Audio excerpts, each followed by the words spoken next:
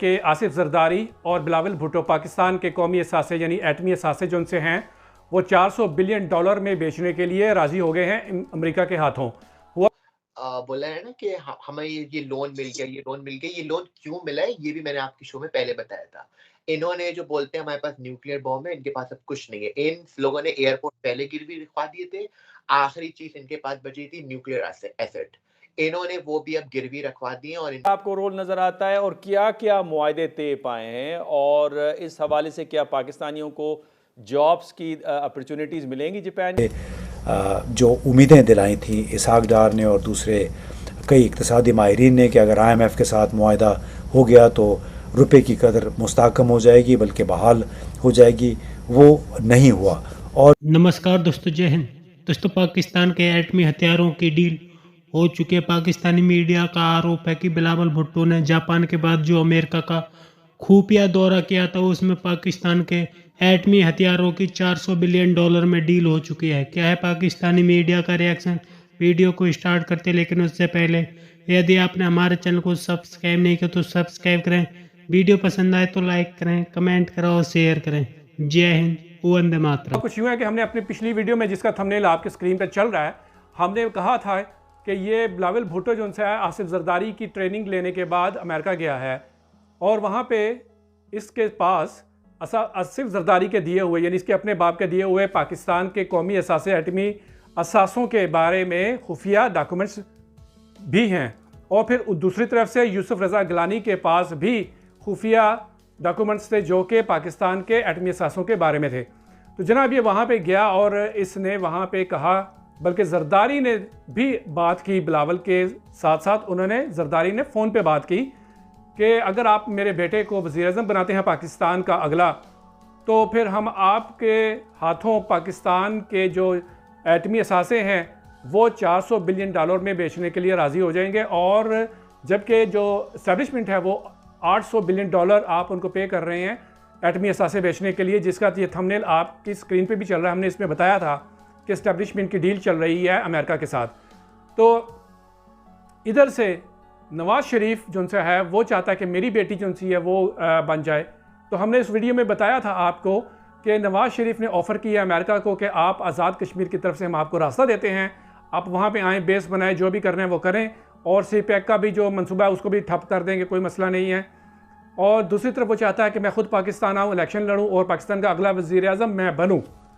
तो जनाब ये दोनों की जो ठनी हुई है आपस में जरदारी और नवाज़ शरीफ ग्रुप की, तो उसमें अब हो क्या रहा है कि नवाज़ शरीफ जो उनसे उसके पाकिस्तान आकर वज़ीर-ए-आज़म बनने के चांसेस बहुत कम हैं, जबकि मरीम नवाज़ और बिलावल भुट्टो के ज़्यादा हैं। अब देखते हैं इस्टेब्लिशमेंट जो उनसे वो किसको चूज़ करती है अमेरिका के कहने पे।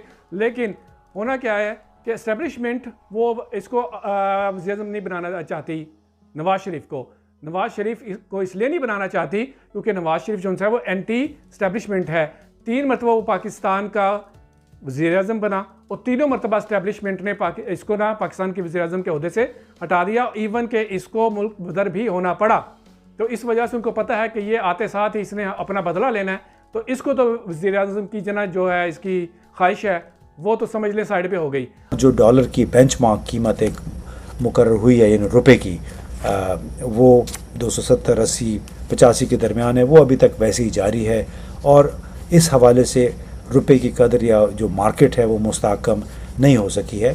उसकी चंद बड़ी वजूहात हैं जिसका ज़िक्र कोई सरकारी अफसर, कोई सियासतदान नहीं कर रहा है। लेकिन इससे पहले कि मैं असल वजूहात आपको बताऊं, एक हाल ही में एक ताज़ा तरीन रिपोर्ट आई है, सरकारी आदत व शुमार एक्सप्रेस ट्रिब्यून में वो छपे हैं और उनके मुताबिक सन 2022 में 8,32,000 अफराद ने मुल्क छोड़ने का फ़ैसला किया, यहाँ से चले गए। 2023 के पहले 6 महीने के दौरान तकरीबन 4 लाख अफराद मुल्क छोड़ के गए और बहसीत मजमूई 1.5 साल में कोई 11,000 अकाउंटेंट्स पाकिस्तान से गए, 11,000 इंजीनियर्स थे, 4,000 डॉक्टर्स, 34,000 टेक्नीशियंस, 36,000 के करीब जो मैनेजर्स हैं, जो मैनेजरियल पोजीशंस के लोग हैं वो गए हैं। 29-30,000 के करीब इलेक्ट्रिशियंस थे और कम से कम 30,000 के करीब ऐसे लोग थे जो कि कंप्यूटर रिलेटेड काम करते हैं, एक्सपर्ट्स हैं। वो मुल्क से कूच कर गए। अब यानी मुआशरे में पाकिस्तान में प्रोफेशनल डिग्रीज़ के हामिल, प्रोफेशनल तजुर्बे के हामिल 1 लाख से ज़्यादा अफराद, कम से कम 1 लाख अफराद थे जो कि गुज़श्ता साल सवा साल के दौरान निकल गए। अब अंदाज़ा लगाइए कि अगर 12 लाख अफराद ये गए हैं 1.5 साल के दौरान और औसतन उन पे 10 लाख रुपए ख़र्चा भी आया हो, तो इसका मतलब है कि 4 अरब डॉलर उन पे ख़र्च हुए। इसके अलावा ज़ाहिर है वो कैश भी लेके जाते हैं, जब सफ़र पे जाते हैं तो अगर 1500, 2000, 2500 डॉलर तो कोई हर शख्स साथ लेके जाता है। तो इसका मतलब ये है कि कब तकरीबन 2 अरब डॉलर इस खाते में भी उन्होंने, चूँकि सरकारी तौर पे तो गुज़श्ता 1 साल के दौरान डॉलर मिल ही नहीं रहे थे, बड़ी सख्तियाँ थीं, आम तौर पे लोगों के लिए बड़ा मुश्किल हो गया था। इवन वो लोग जो कि सफ़र पे जा रहे थे, बहुत सारे मराहिल उनको तय करने पड़ रहे थे जिसकी वजह से डॉलर नहीं मिल रहे थे। तो इसका ये मतलब है कि कोई 2 अरब डॉलर के करीब कम से कम ओपन मार्केट से उन्होंने ख़रीदे होंगे, ज़्यादा नर्ख पे उन्होंने ख़रीदे होंगे। और इसके साथ साथ इसका सबूत क्या है कि असल वजूहात क्या हैं। असल वजूहात कि डॉलर क्यों नीचे नहीं आ रहा, सबसे बड़ी वजह तो यह है कि वो लोग जो 12-12.5 लाख लोग जो कि पाकिस्तान से चले गए, उन्होंने अपनी माली ज़रूरियात भी पूरी की, अपने टिकट ख़रीदे, अपने अखराजात जो भी उनके अखराजात एजेंट्स को भी दिए, यूनिवर्सिटियों के दाखिले अगर यूनिवर्सिटी में जा रहे थे तो वो उन्होंने पेमेंट्स की, अगर वो इमिग्रेशन पे जा रहे थे तो इमिग्रेशन के लिए भी फ़ीस वगैरह होती है वो भी उन्होंने अदा की। कई अक्सर लोगों ने फिर ओपन मार्केट से ये पैसे हासिल किए। अब कंट्री ने ये जो लोन था, ये आई थिंक आखिरी लोन था, क्योंकि अब इनके पास कोई भी चीज़ नहीं है गिरवी रखवाने के लिए। और दूसरा आपने बोला कि जो आपने बोला 650 करोड़, अगर 650 करोड़ पाकिस्तान को मिल जाते तो आई थिंक पाकिस्तान उसको भी इंडिया के अगेंस्ट यूज़ करने में ही लगा देता। तो अच्छा हुआ ये उनको नहीं मिले। और एक और बात हर कोई बोलता है कि चाँद पर जो है वो झंडे से और झंडे पे चाँद होने पे बहुत फ़र्क होता है। इन्होंने ये लोग सिर्फ़ बातें कर सकते हैं, जैसे बोला ना, इन लोग सिर्फ़ अपीयरेंस दिखाने के कुछ और करने के कुछ और। ये लोग सिर्फ़ दिखा सकते हैं कि हमारे तो झंडे पर चाँद है, इनका सिर्फ़ वहीं रह सकता है चाँद। ये लोग इतना कभी डेवलप ज़िंदगी में कर ही नहीं सकते जब तक ये लोग इंडिया, इज़राइल और अमेरिका के अगेंस्ट बोलना बंद नहीं करेंगे। के अंदर जी डॉक्टर साहब, असल में ये काम जो सक्सेसफुल मिशन हुआ ये फॉरेन ऑफिस की वजह से हुआ है। मैं कहना चाह रहा था कि डॉक्टर असद मजीद खान साहब जो इस वक्त इनके सेक्रेटरी हैं फॉरेन के, वो असल में दोस्त है मेरे। हम एक ही यूनिवर्सिटी से पढ़े हैं, क्यूशी यूनिवर्सिटी से। और वो एक हफ्ता पहले आए और सारी उन्होंने कमिटमेंट की है प्राइम मिनिस्टर के साथ, फॉरेन मिनिस्टर के साथ और बड़ी बड़ी कंपनियों के साथ।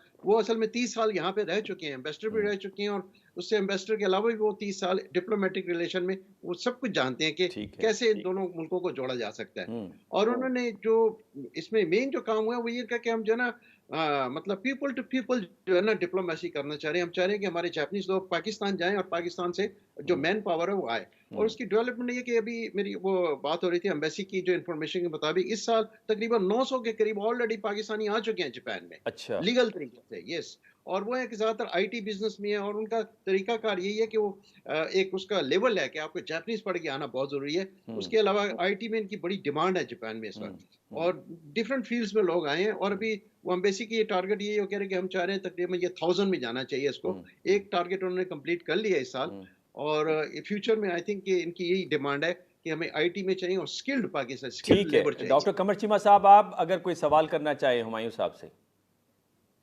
तो ये बताइएगा कि हुमायूं साहब के ये जो पाकिस्तानी वहां पे जा रहे हैं और इस हवाले से कोई पाकिस्तान की हुकूमत या पाकिस्तान की एम्बेसी ने कोई अवेयरनेस प्रोग्राम शुरू किया है कि पाकिस्तानियों को बताया जाए पाकिस्तान की यूनिवर्सिटियों में पर्टिकुलरली, क्योंकि जापान में जो नॉर्मली जॉब्स चाहिए वो टेक्निकल साइट्स पे चाहिए होती हैं, तो इस हवाले से कोई मैसिव कोई एम्बेसी हमारी वहाँ पे कोई कैंपेन्स चलाती है या कोई अवेयरनेस इस हवाले से पाकिस्तानियों को देती है? जी सर, आज ही मैं ख्याल एम्बेसी में एक सेमिनार हुआ, उसमें उन्होंने काफ़ी जापानीज कंपनियों को बुलाया और पाकिस्तान से ऑनलाइन जितने भी कंपनीज हैं उनको टाई अप करके एक सेमिनार किया है। उसकी डिटेल मैं बाद में इंशाल्लाह दूंगा। और उसमें यही बताया कि वो इन्फॉर्मेशन भी दे रहे हैं कि क्या क्या डिमांड चाहिए उनको, कैसे जापानीज की क्या डिमांड है और पाकिस्तान कैसे उनको सप्लाई कर सकता है। तो एम्बेसी ऑलरेडी इसमें बहुत बड़े सेमिनार करती जा रही है, और ये तकरीबन साल में बहुत सारे इन्होंने सेमिनार किए हैं, और मेरे ख्याल वो यूनिवर्सिटी में भी करने की जरूरत है। आई थिंक आपकी बात ठीक है, मेरे ख्याल वहाँ तक अभी इंफॉर्मेशन नहीं पहुंची, लेकिन एम्बेसी की वेबसाइट पे जाएंगे तो आप आज की जो उनकी पोस्ट लगी है उसमें सारी डिटेल दी गई है कि how to apply visa, how to come here, मतलब किस किस चीज़ की डिमांड है, वो डिटेल में उन्होंने सारा शो किया हुआ है यहाँ पे। तो दोस्तों, पाकिस्तान के एटमी हथियार आज नहीं तो कल, कल नहीं तो परसों, एक न एक दिन तो गिरवी रखे ही जाने हैं, क्योंकि पाकिस्तानी हमेशा वो एटमी हथियारों पर ही फुनकते हैं। लेकिन पाकिस्तान पर इतना ज़्यादा कर्ज हो गया है कि एक न एक दिन पाकिस्तान को अपने एटमी हथियार गिरवी रखने ही होंगे, क्योंकि पाकिस्तान उसके अलावा कर्ज उतार ही नहीं सकता। पाकिस्तान के हालात काफ़ी ज़्यादा बिगड़ चुके हैं। लेकिन जिस तरह से पाकिस्तानी